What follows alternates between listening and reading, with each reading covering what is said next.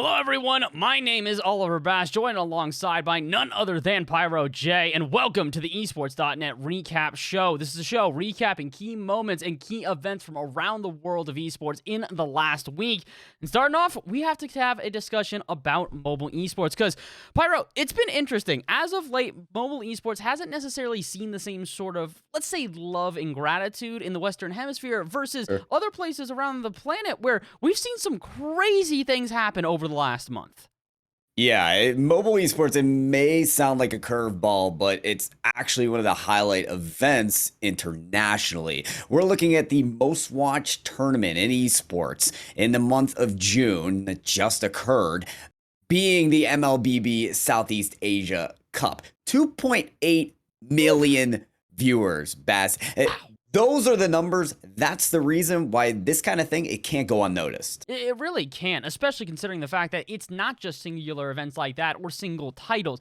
Titles like Free Fire, PUBG Mobile, Arena of Valor, and the MLBB reign supreme right now with record peak viewerships of 4 or 5.4 million people watching. It's kind of crazy how big this has really gotten. So much so that we are seeing franchising in places like the King Pro League, where a single franchise spot sold in 2020 for $8.6 million. The reality is that a lot of people may not be taking mobile esports seriously right now, but they probably should be. Yeah, I mean, around the world they are, right? You mentioned that one game. I mean, we're talking 100 million users for Honor of Kings. Just active, literally active.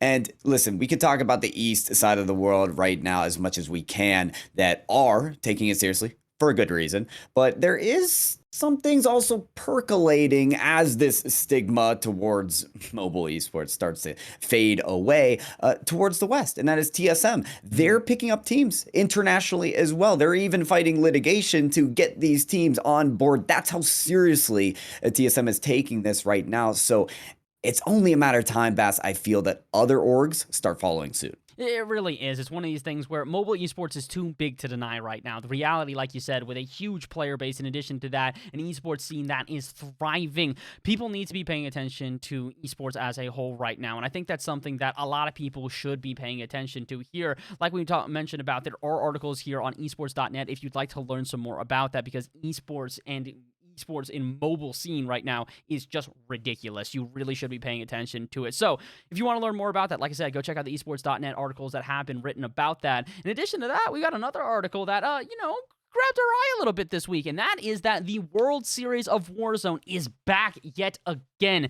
with $600,000 in the prize pool. This is no joke. This is a massive tournament. Huge.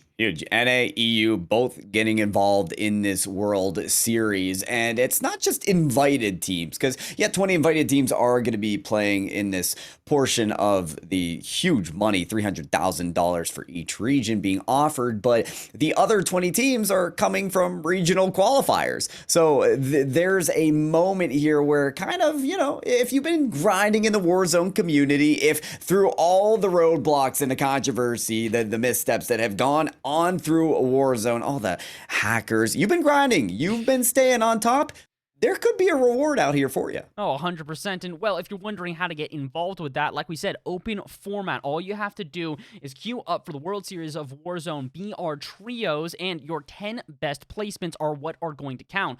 Like you said, 40 teams automatically will then get invited to a qualifier for EU and NA. The top 20 of that will then continue on into a closed qualifier, which is going to be the final, where 20 invited teams and then another 20, like I said, of those open format teams are going to go in to compete for $300,000.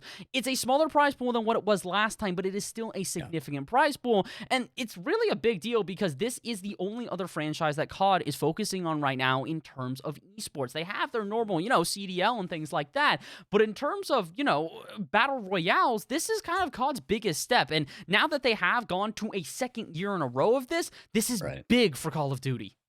Yes, the prize pool did take a step down from 1.2 million like it was last year, but the consistent effort, the consistent investment in Battle Royale themed Call of Duty is a good sign to fans in this space. And like I said, grinders of this community. It shows that despite maybe the shortcomings of Caldera and that map that was hotly contested, there's still the investment and maybe even the hotly anticipated Warzone 2.0. This is also a sign that Call of Duty says, no, yeah, we are still interested, invested, and see positive future coming out of maybe another Warzone feature. So this World Series, Bass, could be a show for just of that. And also, who doesn't like the best of the best battling it out in Battle Royale? It's some of the best content in esports we can ask for. Exactly. Like, it's always going to be fun. Listen, I'm a huge Battle Royale fan. I will not, try and shy away from the fact that I may work in esports in the Battle Royale scene. Yeah, it just maybe on occasion. But the reality is that this is going to be an interesting format. This is going to be an interesting event. And again, because it is year 2 of this is going to be something that Call of Duty fans are going to have their eyes on. And I hope you at home have your eyes on it as well, because the action starts on August 12th and the finals are going to be on September 7th. So over the course of a month, all of this will be going down. So make sure to keep up to date with everything that is going on. Keep up to date with all the action that is going on with Warzone. And in the same time, keep up to action with everything going on here on the esports.net, because, guys, that is all that we have got for this week. Again, huge shout out to esports.net for having myself and Pyro J on the show. Hopefully you guys enjoyed it, and stay tuned for next week when we come back yet again. We'll talk to you guys soon. This has been the esports.net recap show. My name is Oliver Bass, joined alongside by none other than Pyro J. We will see you guys next time.